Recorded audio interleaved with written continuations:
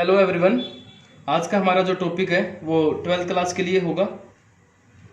इसमें हमने द्वितीय क्रिया का जो टॉपिक है वो शुरू कर रखा है। द्वितीय क्रियाकलाप पढ़ रहे हैं हम, चैप्टर नंबर 6 है। और इसके अंदर हमने जो उद्योगों का वर्गीकरण था वो कंप्लीट कर लिया है। आज हम पढ़ने वाले हैं यहाँ पर बड़े पैमाने वाले परंपरागत औद्योगिक प्रदेश क्या होते हैं और उनमें केस स्टडी पढ़ेंगे। इसके अंदर देखिए, यहाँ पर मैं आप लोगों को एक बार दिखा देता हूं, बड़े पैमाने वाले परंपरागत औद्योगिक प्रदेश। यहाँ पर परंपरागत की बात हुई है, हमने बड़े पैमाने के औद्योगिक जो आधुनिक जो औद्योगिक प्रदेश थे उनके बारे में पढ़ लिया है। बड़े पैमाने वाले आधुनिक औद्योगिक प्रदेश हमने पढ़ लिए हैं, उनकी विशेषताओं के बारे में जान लिया है। आज हम इसमें जो जानने वाले हैं वो है परंपरागत औद्योगिक प्रदेश। तो चलिए, मैं आशा करता हूं कि आप सब ठीक होंगे। अपना टॉपिक स्टार्ट करते हैं। देखिए, यहाँ पर बड़े पैमाने वाले परंपरागत औद्योगिक प्रदेश जो है, इसको अगर ध्यान से देखा जाए तो यहाँ पर क्या लिखा हुआ, बड़े पैमाने वाले। ठीक है, इस टॉपिक को अलग अलग कर लो, यहीं से एक बार समझ लो बेसिक कंसेप्ट इसका क्या है। बड़े पैमाने वाले परंपरागत और औद्योगिक प्रदेश। ठीक है, अभी होते क्या है, देखो बड़े पैमाने का मतलब क्या है, लार्ज स्केल के ऊपर जो हमने पढ़ा था ना, उद्योगों के वर्गीकरण में आकार के आधार पर पढ़ा था हमने, साइज के अकॉर्डिंग हमने क्या पढ़ा था कि उद्योग जो होते हैं वो 3 प्रकार के होते हैं। उनमें पढ़ा था बड़े पैमाने वाले औद्योगिक प्रदेश, पढ़ा था लार्ज स्केल वाले। तो उसमें क्या होता है, उसमें होता है कि इनमें उत्पादन भी अधिक होता है, श्रमिक भी अधिक लगते हैं, ठीक है, कच्चे माल का अधिक प्रयोग होता है, पूंजी जो होती है वो भी अधिक लगती है, मशीनों का प्रयोग किया जाता है, ये पढ़ा था हमने। तो बड़े पैमाने वाले मतलब लार्ज स्केल के हैं, ठीक है, ये सारी चीजें इनके अंदर मिलेंगी। उसके बाद परंपरागत, परंपरागत मतलब ट्रेडिशनल, ट्रेडिशनल मतलब होता है जो कई सालों से लगातार चला आ रहा हो, जो कई सालों से क्या होता हो, कई सालों से लगातार चला आ रहा हो।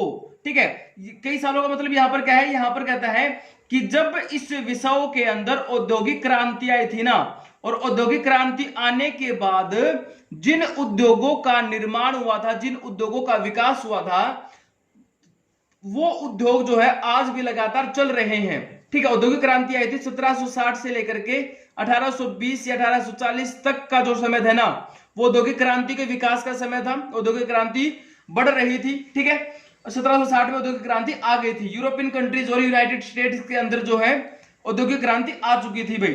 तो औद्योगिक क्रांति के समय जो भारी जो उद्योग लगे थे, उन उद्योगों की बात हो रही है परंपरागत के अंदर। ठीक है, अब बात करते हैं औद्योगिक प्रदेश। ये औद्योगिक प्रदेश क्या होता है, औद्योगिक प्रदेश में कहता है कि मान लीजिए स्टार्टिंग में एक बड़ा भारी एक विशाल उद्योग यहां पर स्थापित हुआ।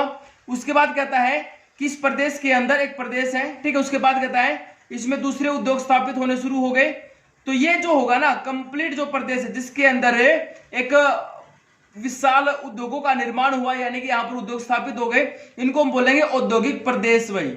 ठीक है, जहां पर यहाँ पर रहने वाले काम करने वाले जो कर्मचारी होते हैं, जो श्रमिक होते हैं, वो भी यहीं पर रहते हैं। ठीक है, तो एक बहुत बड़े क्षेत्र के अंदर उद्योगों का जो निर्माण होता है उनको हम क्या बोलते हैं, औद्योगिक प्रदेश बोलते हैं। ठीक है, यहाँ पर अनेक प्रकार के जो है उद्योग पाए जाते हैं।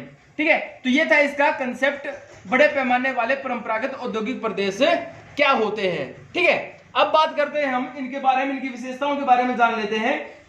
इसमें कहता है कि जब स्टार्टिंग में लगाए गए थे ना औद्योगिक क्रांति के बाद, इनमें एक तो लगा था सूती वस्त्र उद्योग का। ठीक है, सूती वस्त्र उद्योग इनके अंदर लगना शुरू हुआ। उसके बाद क्या है, लौह इस्पात बोल सकते हैं हम, या फिर यहां पर लिखा जाएगा धातु पिघलाने वाले उद्योग। धातु पिघलाने मतलब क्या है कि जो खनन के द्वारा जो खनिज निकाले जाते हैं ना भाई, उन खनिजों को एक नया रूप प्रदान करना, धातु पिघलाने का जो कार्य है वो यहां पर किया जाता था। ठीक है, उसके बाद रसायन उद्योग यहां पर लगाए गए हैं। ठीक है, रसायन उद्योग, इंजीनियरिंग का सामान यहां पर बनाया गया इनके अंदर। ठीक है, तो इनके अंदर कौन कौन से उद्योग आते हैं, ये सारे उद्योग इसमें शामिल होते हैं भाई। सूती वस्त्र, लौह इस्पात, धातु पिघलाने वाले, रसायन उद्योग और इंजीनियरिंग का जो सामान होता है, यानी कि जो बड़ी बड़ी जो मशीनें होती हैं वो इन उद्योगों में बनाई जाती थी। ठीक है, इन उद्योगों को आज वर्तमान में अगर हम ये कहें कि इनको कहा जाता है, तो इनको कहा जाता है धुएं की चिमनी वाले उद्योग। धुएं की चिमनी वाले उद्योग भाई। ठीक है, धुएं की चिमनी वाले उद्योग इनको वर्तमान में कहा जाता है। पूछ लिया जाए कि धुएं की चिमनी वाले उद्योग कौन से होते हैं, तो बड़े पैमाने वाले जो परंपरागत औद्योगिक प्रदेश हैं इनको धुएं की चिमनी वाले औद्योगिक प्रदेश कहा जाता है। स्मोक स्टैक के नाम से इनको जाना जाता है। स्मोक स्टैक क्यों कहा जाता है, क्योंकि इनके यहां पर है ना प्रदूषण बहुत अधिक होता है। आप लोगों ने देखा होगा बड़ी बड़ी ऊंची ऊंची जो चिमनियां होती है उनके अंदर से धुआं निकलता रहता है, और इन क्षेत्रों में बहुत अधिक प्रदूषण होता है, इसीलिए इनको धुएं की चिमनी वाले उद्योग कहा जाता है। ठीक है, पुराने उद्योग है तो इनकी विशेषता जान लेते हैं। यहां पर कहता है कि यहाँ पर जो रोजगार होता है ना, रोजगार का जो अनुपात होता है वो ऊंचा होता है, यानी कि यहाँ पर काम करने वाले जो श्रमिक होते हैं वो बहुत अधिक होते हैं। ठीक है, और यहाँ पर मशीनों के साथ साथ श्रमिकों की संख्या बहुत अधिक होती है, श्रमिकों से ज्यादा काम लिया जाता है। यहां पर दूसरी बात करें यहां पर रहने वाले लोगों की, तो कहता है यहां पर जो घर होते हैं वो बिल्कुल छोटे छोटे होते हैं। ठीक है, घर छोटे छोटे होते हैं और साथ में पास पास भी होते हैं, बिल्कुल नजदीक नजदीक घर होते हैं। ठीक है, और तीसरी बात क्या है इसमें कि यहां पर सुविधाएं नहीं होती, इन औद्योगिक प्रदेशों में सुविधाएं अपर्याप्त होती, बहुत कम होती है। सुविधाओं की कमी के कारण यहां पर कहता है यहां पर गंदगी फैल जाती है। ठीक है, और नंबर 4 क्या है इसमें, अपशिष्ट पदार्थ जो होते हैं ना उनके ढेर लगे रहते हैं, कूड़े का ढेर यहां पर मिलता है, गंदगी के ढेर मिलते हैं, जिससे क्या होता है, जिससे प्रदूषण भी होता है। ठीक है, यानी कि यहाँ पर जो बस्तियां होती हैं, जो प्रदेश होते हैं जहां पर लोग रहते हैं, ये जो होते हैं ये घटिया किस्म की बस्तियां होती हैं।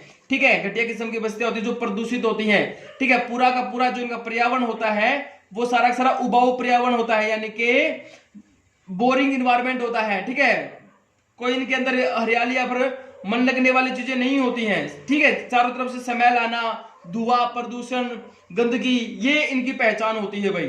ठीक है, इन उद्योगों की। अब आगे बात करें तो ये कहता है कि इसमें ना अब ये उद्योग जो है विश्व स्तर पर इनकी जो है डिमांड जो है वो घटती जा रही है, तो इसके कारण इनके अधिकतर कारखाने जो है वो बंद हो चुके हैं भाई। ठीक है, कारखाने बंद होने के कारण इन क्षेत्रों में बेरोजगारी की समस्या फैल गई है। ठीक है, लोग यहां से अपने जिन क्षेत्रों को छोड़ करके जाने लगे, यानी कि उत्प्रवास की संख्या जो है वो भी बढ़ गई है यहां पर। ठीक है, और उसके बाद कहता है कि यहां पर खाली जो छोड़े गए जो क्षेत्र है ना, भूखंड, वो यहां पर देखने को मिलते हैं। ठीक है, तो ये है छोटे बड़े पैमाने के जो परंपरागत औद्योगिक प्रदेश हैं उनके बारे में हमने जाना।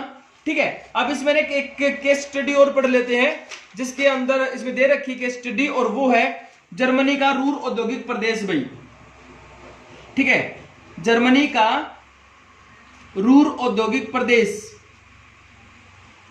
जूम कम कर दो, जर्मनी का रूर औद्योगिक प्रदेश भाई। ठीक है, इसकी हम केस स्टडी पढ़ेंगे इसके अंदर। ये कहता है देखो इसमें क्या है भाई, जब औद्योगिक क्रांति आई थी ना तब हमने पढ़ा यूरोपियन कंट्रीज में आई थी, तो जर्मनी वाला जो क्षेत्र है ना यहाँ पर, इस क्षेत्र के अंदर जो रूर प्रदेश है यहाँ पर कोयला और जो लो एस्क है वो पर्याप्त मात्रा में मिलता है इसके आसपास के क्षेत्रों में। तो ये है ना एक परंपरागत औद्योगिक प्रदेश रहा है। ठीक है, बहुत प्राचीन औद्योगिक प्रदेश है, परंपरागत औद्योगिक प्रदेश है जर्मनी का रूर औद्योगिक प्रदेश भाई। ठीक है, इसे है ना राइन घाटी, ये राइन नदी घाटी के साथ में बसा हुआ क्षेत्र है, तो इसे कहा जाता है निचला राइन घाटी क्षेत्र भी इसको कहा जाता है, निचला राइन घाटी क्षेत्र भी इसको कहा जाता है। इसमें जो नगरों की बात करें हम तो इसमें 3 नगर आते हैं, एसेन, ठीक है, डॉर्टमुंड, ये में याद करना पड़ेगा भाई, डॉर्टमुंड। ठीक है, ये बड़े नगर है यहां पर, और एक आता है इसमें डुसेल्डोर्फ, डुसेल्डोर्फ,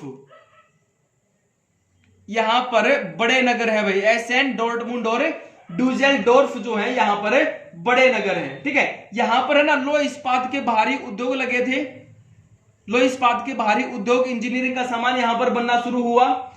इनके आसपास के क्षेत्रों के अंदर है ना इनको सामग्री जो है वो लगातार मिलती रही है, क्योंकि इसके पास है ना इसके साथ में जो जगह है वो है वेस्टफोलिया नाम से जगह है, वेस्टफोलिया। यहां पर जो है कोयला क्षेत्र है भाई, बड़ी मात्रा में यहां पर कोयला मिलता था। ठीक है, उसके बाद यहां रूर के नजदीक में लो एस्क, चूना पत्थर, कांच की जो बालू होती है, पानी, ठीक है, ये सब का सब जो है इन क्षेत्रों में मिलता था। इस कारण ये कहता है कि ये जो है ना एक समय पर बहुत बड़ा इस्पात का केंद्र हुआ करता था, लो इस्पात का केंद्र हुआ करता था जर्मनी का रूर औद्योगिक प्रदेश। ठीक है, परंपरागत है, पुराने तरीके से यहां पर किया जाता है। लेकिन अब यहां पर हालात क्या हो गए, यहां पर कहता है कि इन चीजों के यहां पर समाप्त होने के कारण, यानी कि लो एस्क जो है उनके भंडार भी कम होते जा रहे हैं, यहां पर स्वीडन से आयात किया जाता है अब। ठीक है, इन उद्योगों को चलाने के लिए स्वीडन से जो आयातित लोएस्क है उसका प्रयोग यहां पर किया जाता है। ठीक है, स्वीडन से मंगवाया जाता है। तो इस कारण ये कहता है कि ये जो औद्योगिक प्रदेश है अब समाप्त होता जा रहा है। पहले क्या था, पहले यहां पर राइन नदी थी, इसकी सबसे बड़ी बात, क्योंकि परिवहन के लिए हमें जल परिवहन की सुविधा राइन नदी से मिलती थी। इसके साथ में 3 नदियां और थी भाई यहां पर। ठीक है, जो इसमें राइन नदी में मिलती है, एक तो रूर के नाम से ही है, एक एमसर के नाम से है और एक लीप नदी है। ये तीनों नदियां यहां पर जल परिवहन की सुविधा और जो जल है वो यहां पर प्रदान करती थी। ठीक है, उसके साथ में कहता है कि जो इसको ना, जो राइन नदी के आसपास वाला जो क्षेत्र है उसके 170 किलोमीटर के बाद जो है इसे यूरोप की केंद्रीय स्थिति प्रदान होती है, यानी कि यूरोप के द्वारा ये बड़े बाजारों से, यानी कि अंतरराष्ट्रीय बाजार से ये जुड़ जाता है। ठीक है, जनसंख्या अधिक होने के कारण यहाँ पर श्रम जो है वो आसानी से मिल जाता था, इसमें कोई दिक्कत नहीं थी यहाँ पर। ठीक है, उपजाऊ कृषि प्रदेश है, कच्चा माल आसानी से मिल जाता था यहाँ पर। ठीक है, लेकिन अब क्या हो गया, अब यहाँ पर कहता है अपशिष्ट पदार्थ अधिक होने के कारण, प्रदूषण की मात्रा अधिक होने के कारण ये जो है ये खत्म होता जा रहा है। ठीक है, आज जो औद्योगिक प्रदेश है, रूर औद्योगिक प्रदेश आज भी चल रहा है, लेकिन ये पहले वाला नहीं है। ठीक है, अब इसके क्या हो गया, इसका पतन हो चुका है। लेकिन अब यहां पर जो औद्योगिक प्रदेश है वो चलाया जाता है ओपेल कार के द्वारा। ओपेल कार के कारखाने यहां पर बने हुए हैं।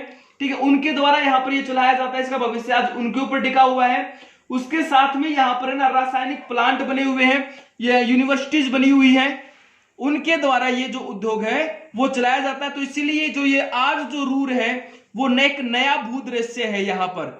ठीक है, नए भूदृश्य के रूप में यहाँ पर इसको जाना जाता है। तो ये था जर्मनी का रूर औद्योगिक प्रदेश, जिसके बारे में हमने जाना, जो एक समय में बहुत ही प्रसिद्ध औद्योगिक क्षेत्र हुआ करता था। बड़ी विदेशों के अंदर, दूसरे देशों के अंदर बड़ी डिमांड हुआ करती है इस प्रदेश की।